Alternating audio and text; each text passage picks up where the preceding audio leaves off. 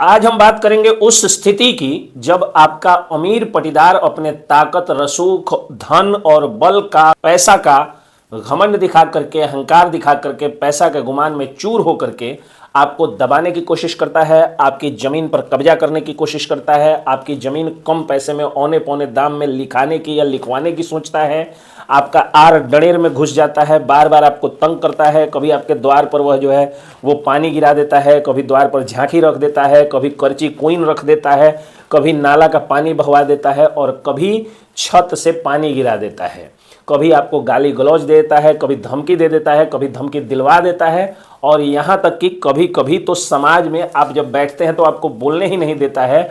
अपने धन और पैसे के अहंकार में आपका जुबान, आपका मुंह हमेशा बंद रखना वो चाहता है कि मैं ही बोलूं और सिर्फ मैं बोलूं और लोग सुने। आज के वीडियो में हम बात करेंगे कि कैसे कानूनी रूप से ऐसे अहंकारियों का गुमान चूर करें, इनको सबक सिखाएं, कैसे इनके खिलाफ सबूत जुटाएं और कैसे इनकी अकूत यानी आय से अधिक संपत्ति, अपराध, धन का नाश करें। इसी पर आज हम लोग चर्चा करेंगे। उसके पहले मेरा परिचय, मेरा नमस्कार, जय हिंद, जय बिहार। मैं हूं आप सबका दोस्त एडवोकेट एस के पंकज।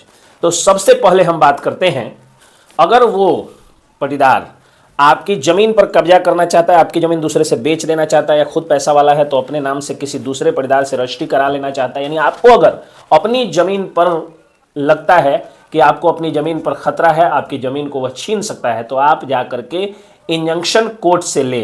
कोर्ट से एक आदेश होता है इंजंक्शन, जिसके आधार पर जिस जमीन पर इंजंक्शन लग जाता है उसका फाइनल फैसला जब तक कोर्ट से नहीं आता है तब तक कोई भी व्यक्ति वो जमीन को नहीं बेच पाएगा, कुछ नहीं कर पाएगा। जमीन जैसे कि तैसे रहेगी जब तक वो जमीन पर उसकी डिग्री ना हो जाए या आपकी डिग्री ना हो जाए। तो इंजंक्शन आप जाकर के किसी अनुभवी वकील से सलाह लेकर के और इंजंक्शन फाइल कर सकते हैं, ताकि जमीन पर जो खतरा आपको लग रहा है कि वो हड़प सकता है, बेच सकता है, बदल सकता है किसी अमीर आदमी से, वो खत्म हो जाए। दूसरा, कानून का सहारा आप ले सकते हैं। वो जब बार बार धमकी दे रहा है, बार बार गाली दे रहा है या बार बार इस तरह का कोई काम कर रहा है तो आप थाने में जाकर के एप्लीकेशन दे सकते हैं। अगर उस अमीर आदमी के खिलाफ, रसूखदार और ताकतवर आदमी के खिलाफ थानाध्यक्ष केस नहीं दर्ज कर रहे हैं तो आप अपने जिले के पुलिस कप्तान, पुलिस अधीक्षक, एसपी साहब से आप जाकर के एक आवेदन देकर के मिल सकते हैं। आपका एफआईआर दर्ज हो जाएगा। अगर एफआईआर दर्ज नहीं होता है तो आप अपने जिले के या अनुमंडल के मुख्य न्यायिक दंडाधिकारी या अनुमंडल न्यायिक दंडाधिकारी से, एसडीजेएम से या सीजीएम से कोर्ट में जाकर के एक परिवाद दायर कर सकते हैं और उस परिवाद में आपका जो प्रेयर होगा वो होगा BNSS 175(3) के अनुसार आप कोर्ट से आदेश दिलवा करके, निर्देश दिलवा करके और थाना से एफआईआर दर्ज करवा सकते हैं। एफआईआर के बाद जो इन्वेस्टिगेशन होगा, पर्यवेक्षण होगा, उसके बाद उस पटीदार को सजा हो सकती है। उस पटीदार को जब वह जाएगा बेल लेने, जब कोर्ट कचहरी के चक्कर में पड़ेगा, तो प्रायः जो पैसे वाले होते हैं कोर्ट कचहरी के जंजाल में पड़ना नहीं चाहते हैं। लेकिन ध्यान रहे कि जब एफआईआर होगा तो हो सकता है वो पैसा दे करके और सुपरविजन में केस को फॉल्स करा ले। तो इसके लिए एफआईआर के साथ ही अपने वकील साहब से आप एक कोर्ट में पुलिस प्रोटेस्ट भी आप दायर कर सकते हैं, यानी विरोध पत्र सह परिवाद दायर कर सकते हैं कि अगर पुलिस इन्वेस्टिगेशन में उसका धन बल में आ करके अगर पर्यवेक्षण में अगर केस को फॉल्स कर भी देती है तो आपका केस जिंदा रहेगा और एक निश्चित प्रोसेस के बाद में आपको न्याय मिल जाएगा।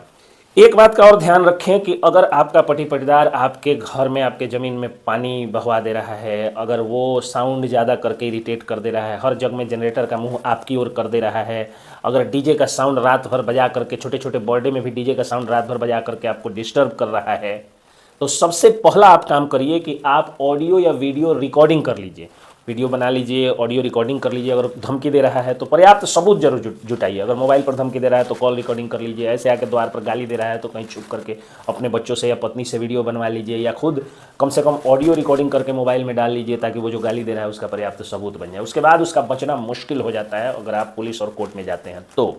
दूसरी सबसे बड़ी बात क्या है कि केस मुकदमा में जाने से पहले एक काम जरूर कर लीजिए आप। एक वकील के तौर पे मैं केस मुकदमे की सलाह देता हूं, लेकिन जो मेरे ब्लॉग्स होते हैं वो लीगल और सोशल दोनों होते हैं, यानी सामाजिक और कानूनी दोनों रूप से मैं सलाह आप लोगों को देता हूं। तो इस चीज का जरूर ख्याल रखिएगा कि कानूनी रूप से जाने के पहले थोड़ा सा समाज में घूम करके अपने अमीर पटीदार के अत्याचारों की कहानी जरूर बयां कर दीजिएगा। जाहिर सी बात है, जब आप जाइएगा अपने अमीर पटीदार के खिलाफ कुछ बोलने तो गरीब में से भी कई सारे उन अमीरों के चमचे होंगे, 10-20% लोग चमचे होंगे, लेकिन उन 10-20% को छोड़ दीजिएगा तो 80% लोग उस गरीब के सताए हुए लोग ही होते हैं। तो उनको आप एक करने की कोशिश करिए और उनको बता जरूर दीजिए, ताकि हो सकता है कि सोशल प्रेशर से ही और सामाजिक रूप से ही जागरूक करके आप उस व्यक्ति को सबक सिखा दें। हो सकता है पंचायती से सीख जाए वह व्यक्ति। अगर ये चीज़ नहीं हो रहा है, अगर केस से और पंचायती से नहीं सुलह समझौता हो पा रहा है, वह नहीं सुधर पा रहा है, तो ध्यान रखिएगा, चाणक्य ने कहा था कि अगर सड़क पे कांटे दिखे तो कांटों को जलाने की जरूरत नहीं है, उस पर मट्ठा डाल दो, उस पर एसिड डाल दो, ताकि उस कांटे का जो नोक है वो समाप्त हो जाए, उसका जो चुभन की शक्ति है वो समाप्त हो जाए। तो अमीर आदमी की सबसे बड़ी शक्ति होती है उसका अकूत संपत्ति, उसकी आय से अधिक संपत्ति, डिस्प्रोपोर्शनेट एसेट उसका जो होता है, उसकी सबसे बड़ी शक्ति होती है। वो फॉर्च्यूनर ले लिया, वो गले में मोटा चेन पहनता है, वो ऑडी गाड़ी से चलता है, डिफेंडर से चलता है, और वो हाथ में मोटा ब्रासलेट पहनता है, वो बाउंसर्स लेके चलता है। इस स्थिति में उसके पास बहुत ज़्यादा पैसा है, तभी वो इतनी बड़ी बड़ी भीमकाय गाड़ियों से चल रहा है, इतना ज़्यादा जो है वो सोना शरीर पर लेकर के चल रहा है और भौकाल के साथ चल रहा है। तो आय से अधिक संपत्ति से लड़ने के लिए सबसे पहला तो आपको इनकम टैक्स ऑफिस में फ़ोन करना चाहिए, लेटर लिखना चाहिए और रिक्वेस्ट करना चाहिए कि आपकी पहचान गुप्त रख के उस पर रेड किया जाए। इनकम टैक्स के अलावा EOU, इकोनॉमिक ऑफेंस यूनिट, यानी आर्थिक अपराध इकाई जो है, वो भी एक बहुत ही अच्छी इकाई है जो कि बिहार सरकार की है, जो आर्थिक अपराधियों के खिलाफ काम कर रही है। उसमें भी आप कॉल कर सकते हैं या उसमें भी आप उसका भी लेटर लिख सकते हैं। इनकम टैक्स का जो डिपार्टमेंट, जो आपका रीजनल ऑफिस होता है, जहां आपको जो है वो कंप्लेन करना है, जहां शिकायत करनी है, EOU यानी आर्थिक अपराध इकाई, इकोनॉमिक ऑफेंस यूनिट में कहाँ शिकायत करनी है, क्या उसका नंबर होता है, उसका एक स्पेशल थाना होता है, उसका स्पेशल कोर्ट होता है। इन सब के एड्रेस के लिए आप गूगल में सर्च कर लीजिएगा। आप जैसे आर्थिक अपराध इकाई करके गूगल में उसका एड्रेस या फ़ोन नंबर सर्च करिएगा, आपको सारा फ़ोन नंबर और पता आपको मिल जाएगा।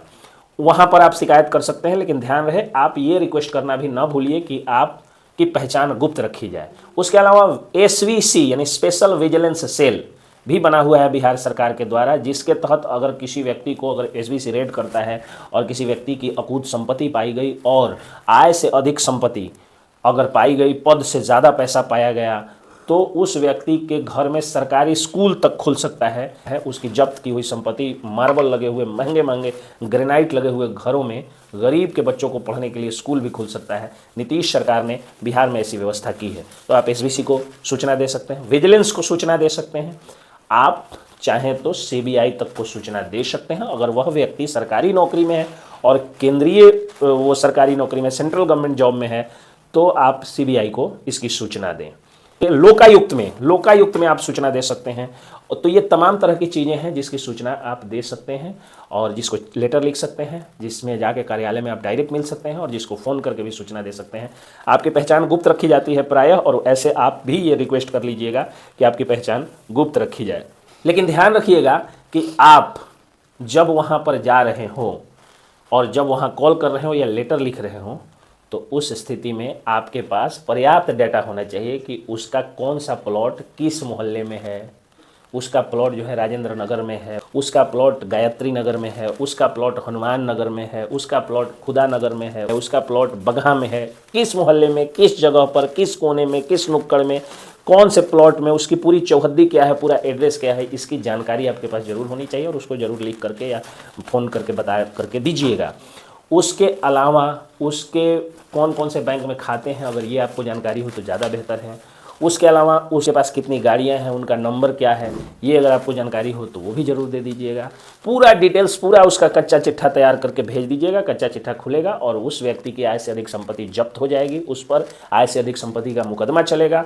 वह खुद परेशान हो जाएगा, उसकी जो चुभने वाली शक्ति है, उस कांटे की जो विष वाला दांत है उसका टूट जाएगा। उसके बाद वो आपको कभी नहीं डसेगा, और अगर डसेगा भी तो आपका कुछ नहीं होगा, आप पर घंटा फर्क नहीं पड़ेगा। इंजंक्शन, कोर्ट या पुलिस केस के अलावा Lokayukta, income tax, SVC, EOU, vigilance, CBI जांच, ये हो गई दूसरी प्रक्रिया।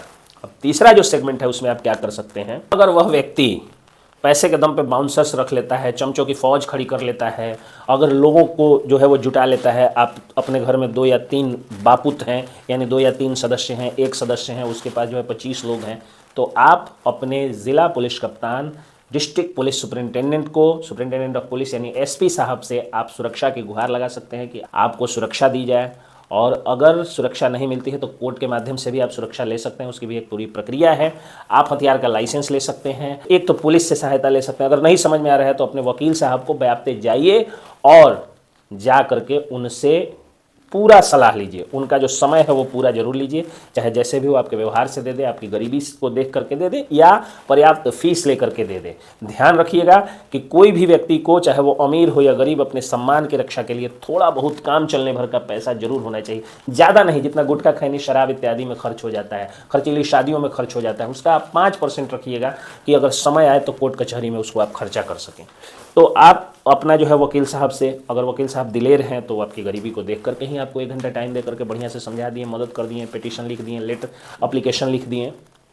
और अगर वकील साहब शुद्ध रूप से प्रोफेशनल हैं तो उनको पर्याप्त फीस दीजिए, फीस दे करके और सलाह ले लीजिएगा। तो पुलिस से सहयोग लीजिए सुरक्षा के लिए, पुलिस सहयोग नहीं देती है तो वकील साहब से राय लीजिए। और सामाजिक रूप से भी आप कम से कम प्रतिदिन 10 लोगों से जाकर के विनम्र भाव से उसके बारे में कहिए। पब्लिक सेंटिमेंट गरीब के साथ अल्टीमेटली जरूर जुटता है, क्योंकि पैसे का प्रभाव सब लोगों पर नहीं पड़ता है, मुश्किल से गिने चुने 4-5 चमचों पर ही पड़ता है। तो उन चमचों को अगर छाट दीजिए तो बाकी का पूरा समाज आपके साथ खड़ा होगा। तो ये 3 तरीका है, injunction, police case, court case, Lokayukta, income tax, SVC, vigilance, EOU, economic offence unit, CBI, high court, कोई भी न्यायालय, वकील, पुलिस, समाज, पंचायती। अगर ये सारे प्रक्रिया को ईमानदारी पूर्वक विनम्र भाव से अगर आप करते हैं, अब आप समाज में गए और जिससे आपको सिंपैथी लेनी है उसी को कह दीजिए कि यहाँ तो बहुत लोग चमचा है, कुछ उटपटांग बोल दीजिए, तो फिर पब्लिक आपके खिलाफ होने लगती है। तो विनम्र भाव से सही भाषा का प्रयोग करते हुए हर जगह उचित माध्यम से आप गुहार लगाइए, आपको न्याय जरूर मिलेगा। और चाहे किसी के पास कितना भी धन हो, बल हो, आपका परिवार चाहे कितना भी रसूखदार हो, आपके सामने वह आपकी सच्चाई के सामने, आपके कलम के सामने और कानून की ताकत के सामने, आपकी ईमानदारी के सामने, अगर आप पढ़े लिखे नहीं हैं तो आपके वकील साहब के कलम के सामने वह ध्वस्त हो जाएगा, उसका अहंकार चूर हो जाएगा।